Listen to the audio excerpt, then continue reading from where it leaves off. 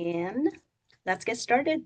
Yeah. Good afternoon, everyone. Welcome to Smarter Retirement Planning for Small Business Owners webinar by Pace and Westpac Wealth Partners.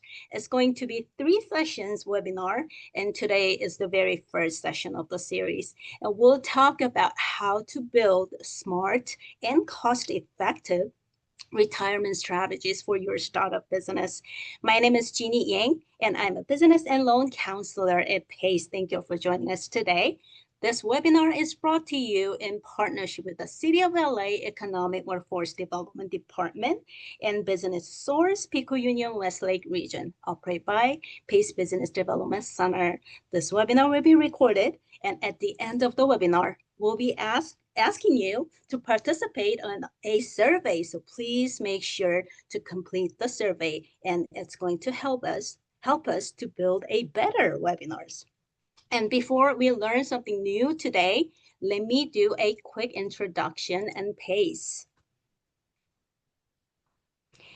PACE is a nonprofit organization established in 1976, and we are a community development organization that creates economic solutions to meet the employment, education, housing, and environmental and business development challenges of low-income residents in the Pacific Asian and other diverse communities in Los Angeles. And we offer one-on-one business counseling, credit and asset building, business and financial plan development, webinars, and trainings to help you establish a brand new business or help your existing business. We can also guide you get into the procurement contracts. So if you have any interest or questions about the procurement process, please give us a call. And the greatest fact is that all our services are free. So if you have any questions about services, programs, lending products, it's a great idea to visit our website, pacelabdc.org, for more information. All right. Our guest speaker today, Charbel and Daniel from Westpac Wealth Partners. It's a pleasure to have you with us. Please Thank take you on. for having us, Jeannie. Pleasure Thank having you. us. And thank you, everybody. Good afternoon. I'll quickly introduce myself, but first I'll let Daniel do the introduction for himself and a couple of housekeeping items, and then I'll take over from there. Sounds good. Welcome everyone to our retirement planning for small business owners webinar series. Like Jeannie said, it's gonna be a 3-part series, and I'm not sure if you guys were able to make it to our smart business strategies webinar last time, but I look forward to interacting with all of you guys. I am a financial representative under Charbel Gabby's team. And I will also be handling the Q&A section. So if you guys have any questions, please feel free to type in the Q&A chat. If you guys can actually test run the Q&A chat, if you guys can just introduce your name and where you guys are coming from, just to get the Q&A going and see if it works. But Charbel, go ahead. All right. Well, thank you, Daniel, and welcome again, everybody. Today we're going to talk about a topic, retirement planning for business owners. Excuse me. And what I'd like to start off with today is just to let you know that this is part of a 3 or 4-part series, a 3-part series, I believe. 3-part. Taking it from today, the basics, to some intermediate retirement planning to some advanced retirement planning in the future. We are here as a resource for Pace and a resource for you as well. I know that a lot of businesses have different structures and different potential designs, so we're happy to answer any questions. We'll try to keep things general today. If you have questions, please put them into the chat. We'll try to answer as best as we can. Just to give you an idea, so my name is Charbel. I'm a financial advisor here at Westpac Wealth Partners. I'm a retirement income certified professional along with a certified business exit planner. And I was also a business owner for 20 years myself. So I was in the restaurant business, so I had employees in multiple locations. So I'm with you. I had a retirement plan at work. I had one that wasn't structured very well, and if I knew what I know now, it would have been definitely structured differently. So I'm just here to be a resource as best as possible. and we're here for any questions that you have. So just to give you an idea of what the agenda, I love to start off every webinar with the planning and how it should be coordinated planning. And so we'll go through that a little bit. We'll talk about a little bit of financial organization before we jump out to the Secure Act 1.0 and 2.0, and then all of the different retirement plans on the basic side. So just to give you an idea, as business owners, you have a tremendous unique situation because you control how money travels between your personal and your business finances. And having that control over how much you pay yourself, how you take income, how you take distributions can have a great effect on your overall wealth. And as a result, retirement planning comes into play and has a huge benefit as a result of that. So just from the traditional planning approach, and I'll tell you from when I was a business owner, if I had a tax question, I'd go to my CPA, right? If I had a legal question, I'd go to my attorney. If I had a benefits question or a car insurance or liability insurance for the business, I'd talk to my P&C broker. What we know is that when we make decisions in silos, they tend to not be the most efficient. And what I mean by that is if I want to decide what retirement plan I want to open, the CPA might tell me, oh, you know what, just go ahead and open a SEP or go ahead and open some account. He doesn't know everything else. He doesn't know legally what's best for me. So the most important thing is to put your advisors together, is to build a team. So as you continue to grow your business, and you start working with an attorney and you like that attorney, okay, make him part of the team, because whenever you make a decision moving forward, having the tax, the legal, and the financial implications of that decision is going to be huge. So we believe in the kind of team approach planning where we become part of your team. We are not the ones that draft the documents. We are not the ones that file your tax returns. But those players are super important in whatever planning decisions we end up making for you. And then so when we build your balance sheet, there are all of these professional advisors that work in these different areas. We become kind of just think of us as like a primary care physician. And if there's a problem that we cannot solve, then we bring in either your team of trusted advisors, or we built a great network of people that have been resources to us and our clients. So, and then lastly is just, this is the business and personal interaction of finances, is basically as we're growing the business, there's a lot of money from the personal side that's going to grow the business. And then when the business starts generating income, that's where we're using business assets to really start growing our personal wealth. So how do we efficiently move money back and forth? One of the most important strategies is retirement planning, because we can that's a way for us to move money from the business to the personal, and as a result, do it with some tax efficiency. So let's talk about retirement planning. First of all, why are we even talking about this? If you're in California, which I believe most of you are, starting in January 1st of 2026, anybody with one or more non-owner employee is required to have a retirement plan. Now, the government with Secure Act 1.0 and 2.0 realized that the Americans were not saving enough, right? So they realized that the government was going to have to take care of a lot of employees that were not saving enough, and they didn't feel the system could make it. So as a result, they instituted these requirements for business owners to open these plans, but at the same time have created a lot of benefits for you to start them. So the tax credits for new plans include, depending on how many employees you have, but starting a 401k could be pretty much paid for the next 3 years. They've also started tax credits where as an employer, when you contribute on behalf of your employee, depending on how much they make, you are able to get some of those funds back, up to $1,000 per employee back as a tax credit. And if you end up doing automatic enrollment, which January 1st of 2026 is going to be mandatory, but when you start a retirement account and you make your employees automatically enrolled when you first start the plan, then you have a little bit of tax credit there. We're going to go through a little bit. I'm going to come back to this slide once we actually discuss the different retirement accounts, so that this way you know what I'm talking about. All right, so everybody, most people have heard of the individual retirement accounts, otherwise known as an IRA. People have traditional IRAs, right? And people have, there's a Roth IRA option. So that one, you don't have to have a business. All that's required there is that you're required to have earned income or compensation. And the maximum contribution in that retirement account is $7,000. It's an extra $1,000 if you're over the age of 50. The IRA you would open with, a brokerage firm, with any investment company, and you are managing that yourself. So that really has nothing to do with, it's not considered an employer sponsored plan.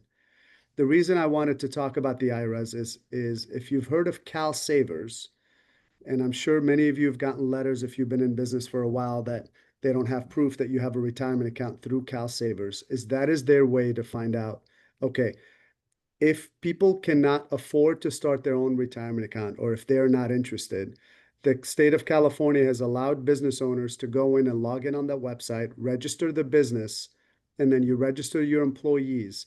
And then your employees will get sent an email from Cal Savers, and they could then contribute into their own IRAs. So there's the maximum of the 7,000. You as a business owner, the only thing you're required to do is obviously register and add your employees. Your employees will opt in or out of the plan. I believe they automatically are in, but if they opt out, then you don't have to do anything. If they opt in, then it's your responsibility as an employer to take the money, whatever they percentage or dollar amount they've taken out of your paycheck, and you're supposed to deposit that over to the Cal Savers bucket of their money. So it goes from their paycheck into their individual retirement accounts. So a couple of extra steps for business owners, but it does satisfy the requirement. It's an easy way, and it's not a cost to you to satisfy that requirement. If you have any questions, let me know. I'm not keeping an eye on the chat. It looks like there's. Oh yeah, there's one question, Sharp. I'm not sure if you want to answer Okay. that Yeah, I now could take a or look at it. So yeah. if you've already at retirement age and have no savings yet for retirement because you've never had enough earnings to save, is it too late to start now? Well, my answer to that is it's never too late, right? So even though you're at retirement age, you are still able to contribute to some of these plans. You just might have to do it at a faster rate. And then there's, Social Security that comes into play during retirement and other income, so that could be accounted for also in your overall retirement income needs.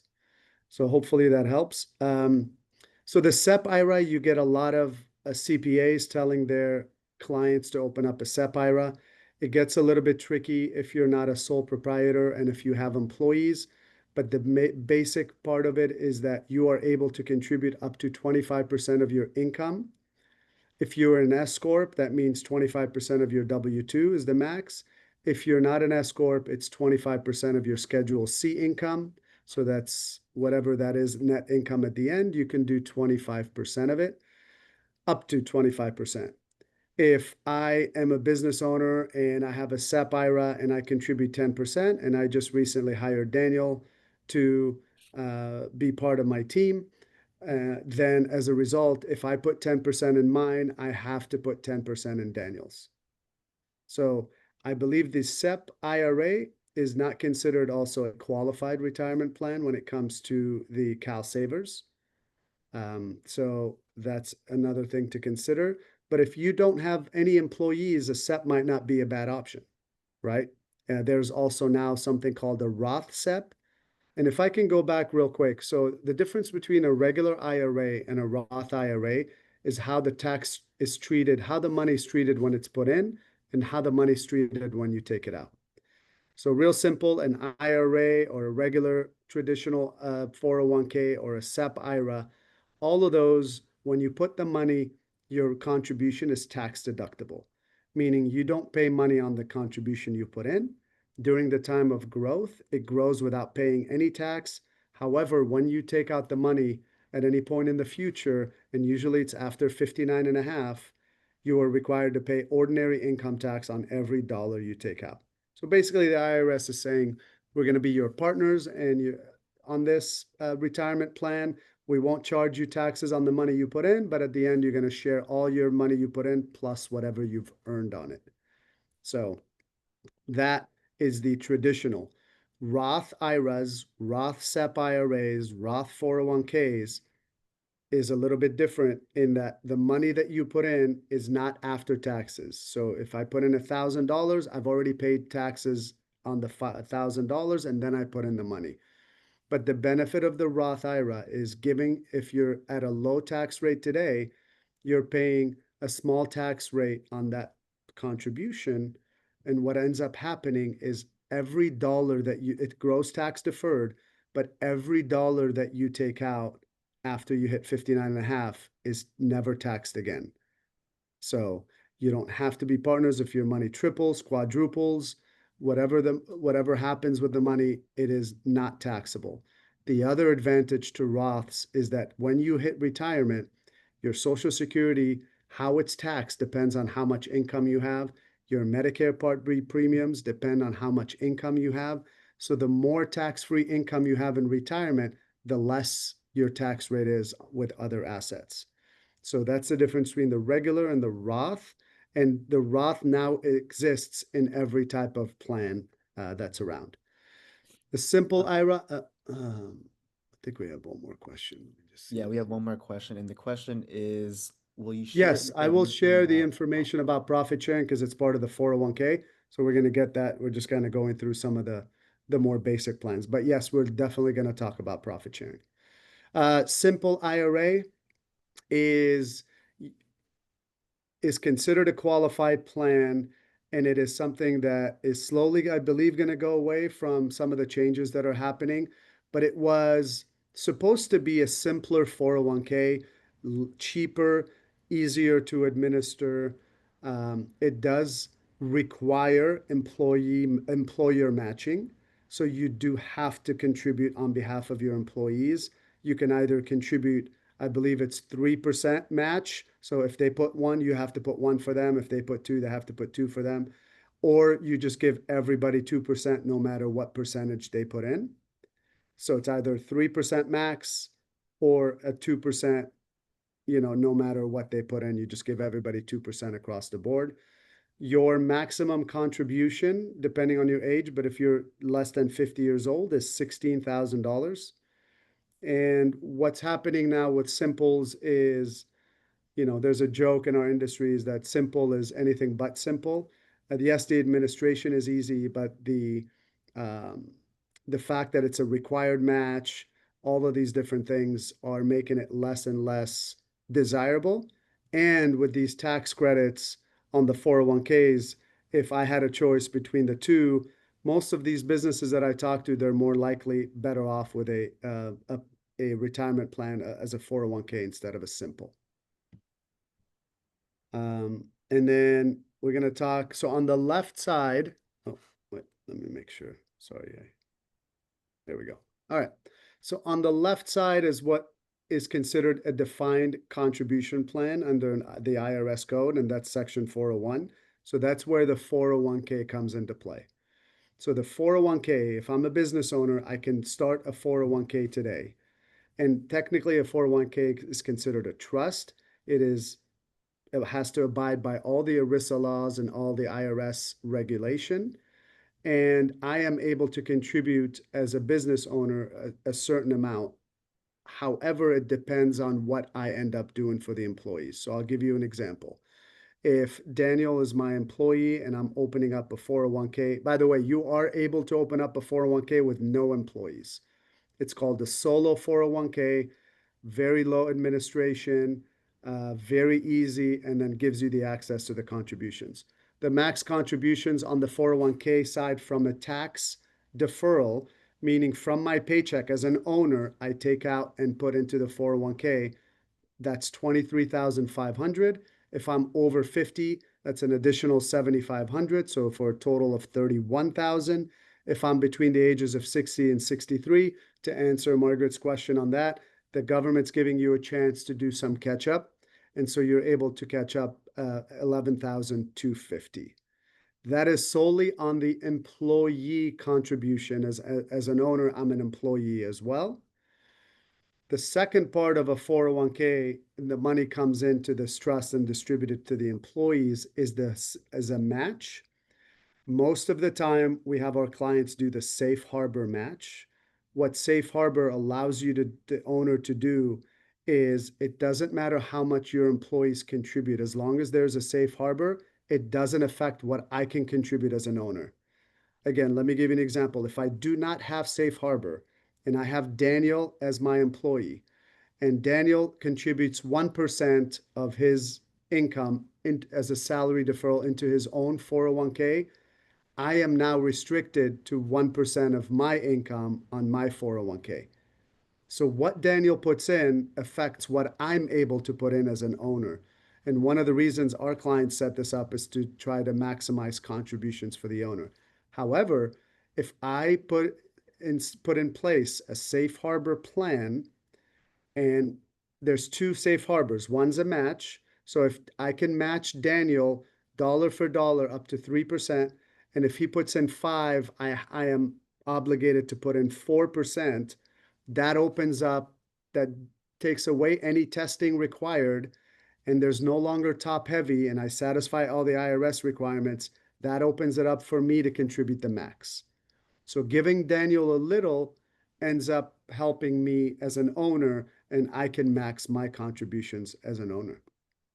The second safe harbor option is I can give Daniel 3%, whether he puts 0, 1, 2, or 80% of his income. I just give him 3%. And that also satisfies safe harbor, which cancels out the testing that needs to be done on the 401k plan. There are so many different parts of the 401k, and I believe, so here's who the players are involved normally in a 401k. So I'm going to go from the left side. Okay, so the investment professional, this would be us in this case, the custodian who holds the money, there's the employer, the third party administrator is the one that is the CPA of the retirement plan. They're required. So what they normally do is they say, okay, I said I was going to give Daniel 3%. Did you actually give Daniel 3%? So they check my bank account and they check Daniel's account and make sure that that money made it there, because you don't want to hold on to money that's supposed to be in the employee's account. The record keeper who holds on to all the paperwork tells us the adoption agreement. There's a 338 fiduciary who is picking the investments and choosing and keeping track of performance to make sure that all of the funds in your 401k abide by certain compliance rules. And then the 316 fiduciary is the person that takes care of the record, the operations of the plan. If you have a new employee, they're the ones who tell you when they're eligible. They send them notices and take care of all of that. For basic startup plans, the 316, the 338, the record keeper, the custodian, and the third-party administrator are all one company. So you don't have to worry about all of these different people. So, in a basic 401k, you could set up with a number of different 401k providers. They will have bundle products that will include all of these services combined in one. The other key thing to the 401k is the payroll integration. The worst thing for a business owner is for you to now have to worry about if Daniel changed from 3% to 4%, and now you have to change it on your payroll, and then you have to turn around and talk to the custodian and change it on the custodian side. So having payroll integration is done seamlessly, where Daniel goes on his app as an employee, changes his percentage, and that percentage is automatically changed not only during his payroll cycle, but also on his retirement plan. So that this way you never miss and miscalculate any money, because you don't want that responsibility. So you want to make sure that you don't have any fiduciary duty.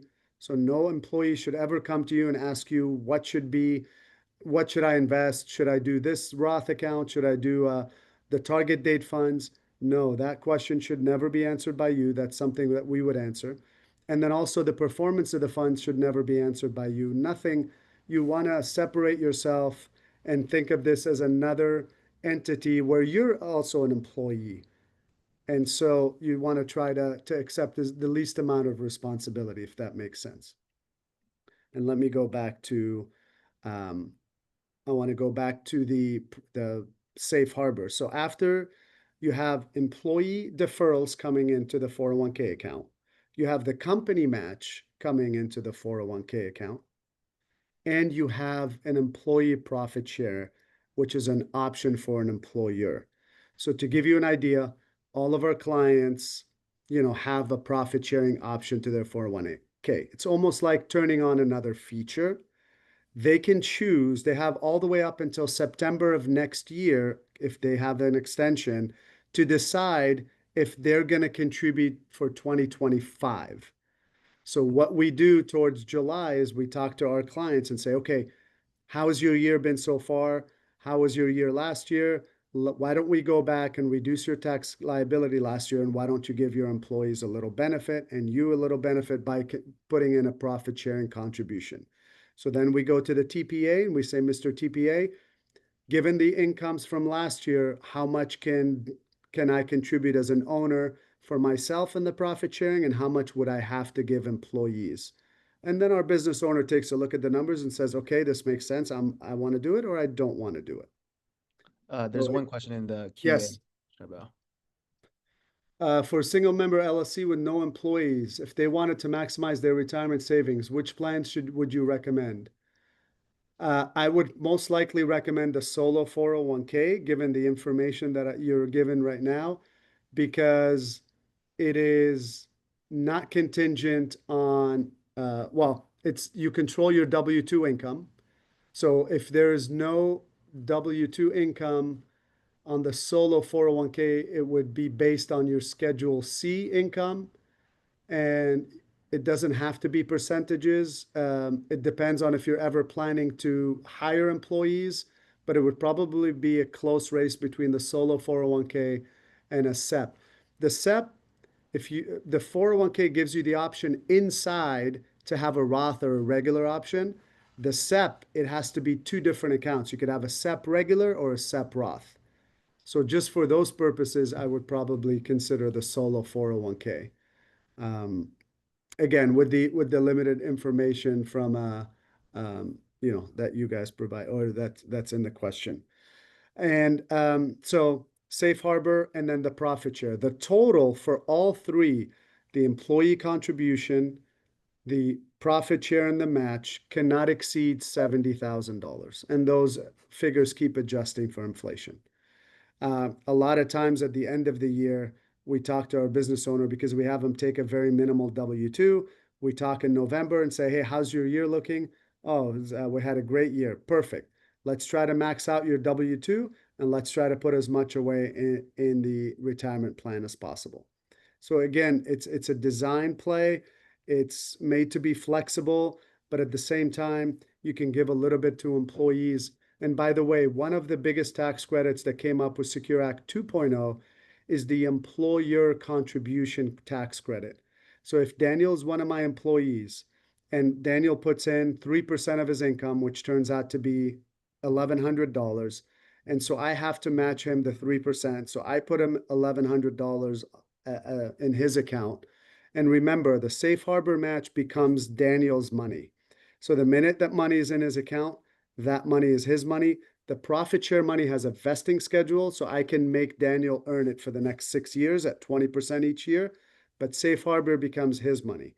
So one of the tax credits that's available is as long as Daniel doesn't make over $100,000, I believe is the number, but I would check that. I will confirm that. I am able to get back up to $1,000 as a tax credit for my contribution that I've made for him. So I put $1,100 for him. I get a tax credit of $1,000, and then I deduct the other $100. So Daniel feels like he just has an amazing value. It increases his employee loyalty, knowing that now he sees every paycheck that the employer is putting money on his behalf, and it's not costing me much as an employer. So great benefits out there, great opportunities, to really increase your employee loyalty, because the last thing I want is for Daniel to leave for maybe the similar job with just a 401k on the other side of it. So definitely a big employee retention tool, and there's a tax deduction on my side. The right side is a defined benefit plan or a cash balance plan, more known as like a pension plan. So you have a lot of these universities and police and fire, all of them have some sort of pension guaranteed by the government. These would be pensions guaranteed by your business. This will be discussed in a little bit more detail on the last episode, so I won't go too far into it here. That's a good question on how deduction and credits work for solo 401k. So there is still uh, um, some clarification needed, but you don't, the startup plan tax credit is based on a certain amount plus 250 per employee. So there's not much of a startup credit, but there's not much of a cost in a solo 401k. There aren't any administrative costs. There aren't a lot of TPA costs. There's no custodian and record keeping costs, right? You're your own employee. It's just a one-page adoption agreement that's required.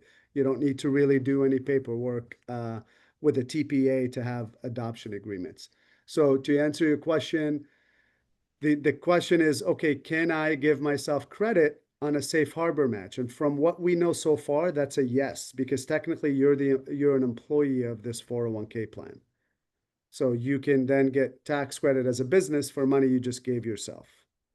So that answers your question. All right. I do want to go back to the 401k structure here. Okay. So again, I know this looks very complicated, but like I said, the startup plans have 5 or 6 of these people doing everything at once. So then when Daniel's an employee, so the way that it works is you would set up your retirement plan, you would link it to, hopefully you have a payroll company that they can have that 360 integration. And what 360 integration means is if Daniel changes something on the payroll as an employee, it's going to change with the 401k person. If he changes it on from the 401k person, they talk to each other both ways so that you want to have the least amount of responsibility and the least amount of work. This is meant to be a benefit to you, a benefit to the employees, and a way for you to move assets from your business to your personal. And then inside of these 401ks, there's usually 30 or 40 different funds that the 338 fiduciary picks. And then the costs on the funds are usually pretty low. You also have the ability as an employee and an employer, because you're an employee, is to loan against the money. So with regards to to answer a little bit more of that question, the 401k, you are able to take a loan out, but the SEP or the IRA, you're not able to take money out before 59 and a half unless you qualify for 7 or 8 different hardships. One's a medical hardship, financial hardship, college education. You're able to take out $10,000 to put a down payment on your first time house. So there's a few ways you could take money out of these retirement accounts without being penalized if you're under 59 and a half. If I have a regular IRA and a regular SEP and a regular traditional 401k, so all of those have never been taxed yet, even though I don't pay a penalty because it's a qualified withdrawal, I would still pay the tax on the money I'm withdrawing. So hopefully that answers that question. And then as a startup, if you have a bunch of employees and you don't want to worry about the 401k structure or the simple IRA structure, CalSavers is the way to satisfy the requirement. If that's all you're looking to do to satisfy the requirement, then CalSavers is the way to go, most likely. If you want something a little bit more custom for you, where you're able to then save for your own retirement and use your business that you've worked so hard to build to start building your personal balance sheet, then there's definitely other vehicles and structures that should be put in place instead of the CalSavers. That is all the questions I have on the startup ones. I know we went a little bit deeper, but any questions? Jeannie, do you have any questions? I know that this was a topic that you get a lot of questions about. Yes, I do. And so I Okay. would love, yeah, if you want to maybe, I don't know if you remember some of the questions you've gotten over the years, but I'm sure a lot of the people listening will probably thinking the same thing. So if Uh-huh. you have any Yes. questions, I'd love to answer any. They don't know where to start. I mean, the best way to get the most knowledgeable ideas is to contact professionals like you guys, right? Yeah, for sure. Look, I literally had three of these conversations today where it's like, okay, well, it's coming to the end of the year, right? I'm having a decent year. Like, what should I start with? What account? And it really starts out with, well, what do you think you're going to contribute? If 7,000 is enough for you that year, then just go with an IRA. Or Hmm. if you don't have any employees and 25% of your income is all you can contribute, and you have to pay yourself. So remember, if you're an S corp and you only give yourself a $12,000 paycheck, it's 25% of 12,000. Doesn't matter if you make $1 million in distributions. So it's what your W-2 is. But that's like you said, it's a conversation to design it the way that works best for the client. Yeah. So we are Shabelle, able to do 401ks. We work with a number of different companies, human interest, paychecks, ADP.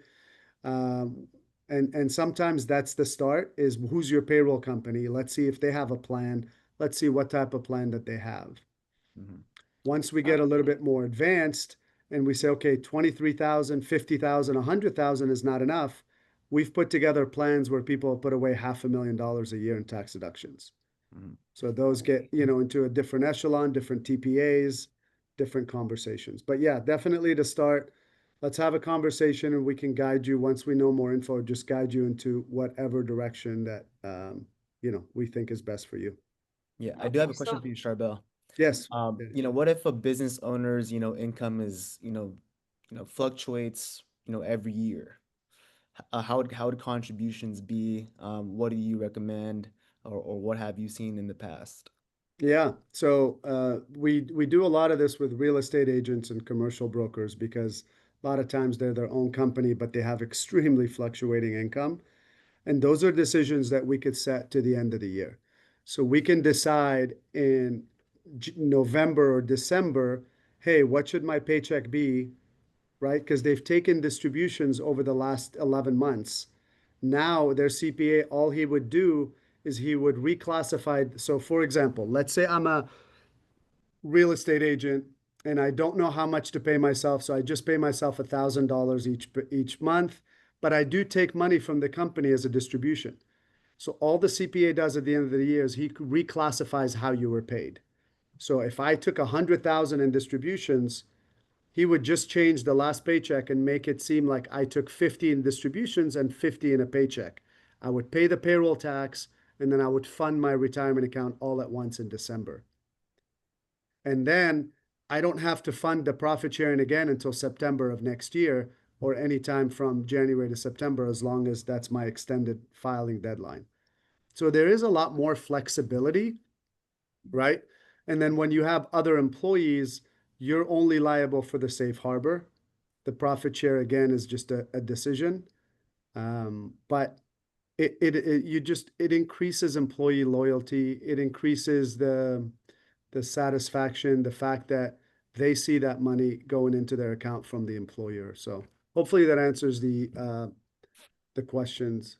Hmm. okay, so when you say employees, they have to be W-2 employees, right? Like they cannot be the independent contractors. Correct. So independent contractors, which is becoming very difficult in California, the ABC test, right? But independent contractors are not your employees. You Okay. don't have to, that's they're not here. We're talking about your employees. We're also talking initially with Cal Savers, and they haven't really told us is like, well, what if it's a part-time employee? So technically, they're counting the part-time employee as an employee. Retirement accounts used to not include part-time employees. Secure Act 2.0 changed it. So now if you have a part-time employee for 2 out of the last 3 years, because what people were doing is you were my part-time employee. I need you 1 year. I'll give you a bunch of hours, but then the year after I'll go down in hours so that this way you can never qualify for my retirement plan. Well, now they're realizing people are doing that. So if you're part-time there's a rule now. If you're part-time for a certain period of time, you have to be included in the plan. That's such a bad way to treat your employee. I know. Look, we see it because people just, again, look at things in silo. If they look at the big picture, like our clients that understand it actually contribute a lot of money from both the business and the personal to these plans. Because at Okay. the end of the day, it's their benefit. And the goal is for every dollar going into the plan, 80 to 90 cents of that dollar goes back to the business owner somehow. Even if you give your client employees 10%, Secure Act now pays you for some of that, and the rest is deductible anyway. So you're not Right. paying Uncle Sam, you're giving it to your employees. Question here, can you do this with a DBA Schedule C or only C Corp or LLC? So you could do this with any type of company. You could do it as a sole proprietor. You could open up any of these as a sole proprietor. You could open up a solo 401k.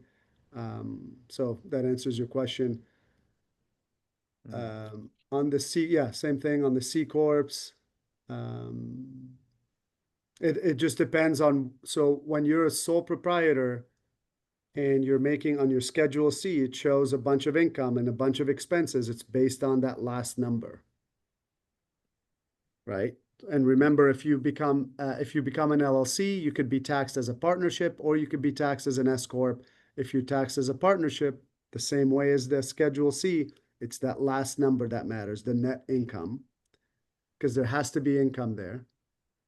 Yeah, nonprofit. We do plans for nonprofits as well. So just, but let me finish the other one. So with an S corp, the idea is you're supposed to pay yourself a paycheck because you're not being an S corp. You bypass the self-employment tax, so you have to pay yourself a salary being an S corp. And your CPA, I'm sure, will tell you that he wants to see a reasonable salary, so it'll be based on the W-2. What about nonprofits? Shanita, yes, nonprofits have retirement plans. We're able to do that as well Uh, because the I, people that are working for a nonprofit need to save for their retirement. So it's definitely, it could be done from a 403(b) perspective. Depends on the size of the nonprofit and the amount of employees, but there's definitely options there. I got one more question for you, Charbel. Yes. What if someone has like a old, retirement plan, an old 401k, and they transition to, to becoming a business owner? Do you recommend, transferring that old 401k into, a new business, retirement account? Uh, Yeah, that's a what- great question.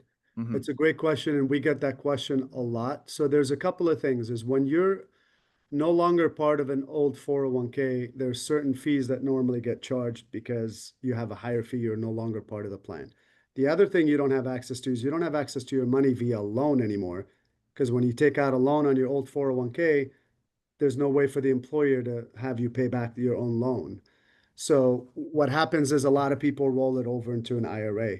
Rolling over into an IRA also does not give you access to the money. It does give you control, but what you also lose is some creditor protection.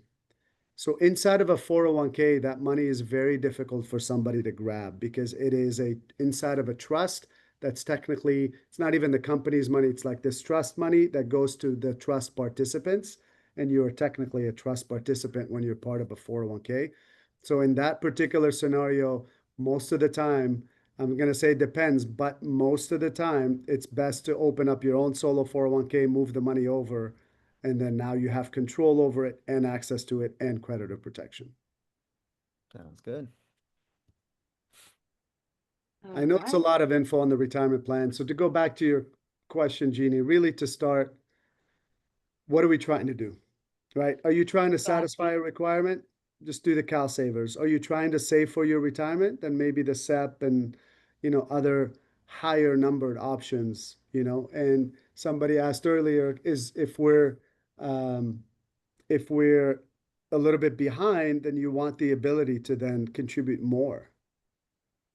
And every dollar you're putting in from the company is tax deductible to the company, whether it's to you, Right. whether it's to your daughter, whether it's to your wife, whether it's to your, other employees. So remember, that's where you can get creative with some of these clients having their wives and kids on payroll, and then now you're moving money from the business to your family in a tax efficient way, and they're getting head starts on all of their retirement planning.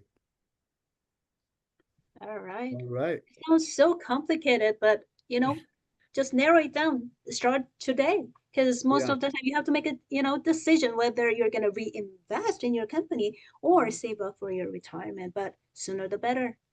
agreed. We just want And to just to take let it. everybody know, the next time we're gonna delve even deeper, and the slides will just be on the 401k, because I think that's the one that most people have questions on.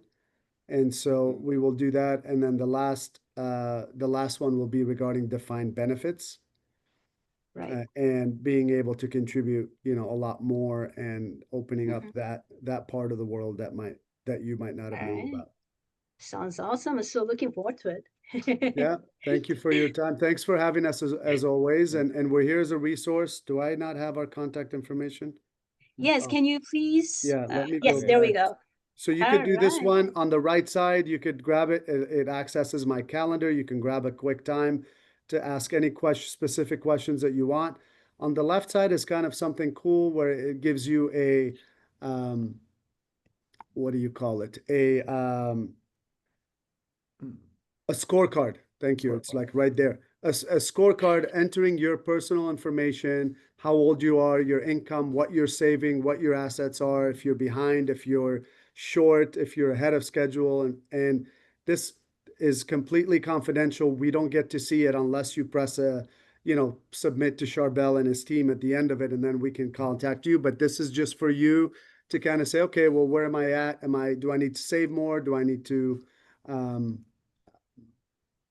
make more? Do I need to spend Mm. less? Right? All of these things. So that's, That's and a then, reality check right there. We yeah, all I have know. to. Exactly. A little reality checks with red, yellow, and green, right? So it kind Oh of my gives you God. an idea of, hopefully there's some yellows in there. I hope so But too. any questions, that's our phone numbers and email. But again, reach out. We're here as a resource for you. All right. Thank you so much, Fabel and Daniel. It was such a Thank valuable you. information. And hope everyone here today also had a great learning time. As Herbal mentioned, today is the first session of the three series, and the next session will be 2 weeks from today, Thursday, November 13th, 1 p.m. And we'll dive deeper for your retirement plan. So please make sure you join us for that webinar as Can well. I add one more thing? Yes, please. So, because it's towards the end of the year, most retirement plans cannot add a safe harbor.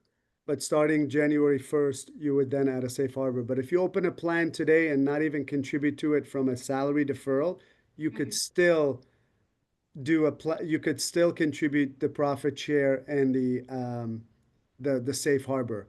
And even if you don't open a plan today, before your deadline next year, you are still able to open a retirement account for 2024 with just putting in a match and a profit share. Wow, So a lot of that's a people great don't benefit. know that you could do plans for the year before. It just can't do the salary deferral part. Good to know. Thank you. I'm glad people found it helpful. So appreciate Thank it, you so Shanita. much. All All right, right, have a that's good it for one. today.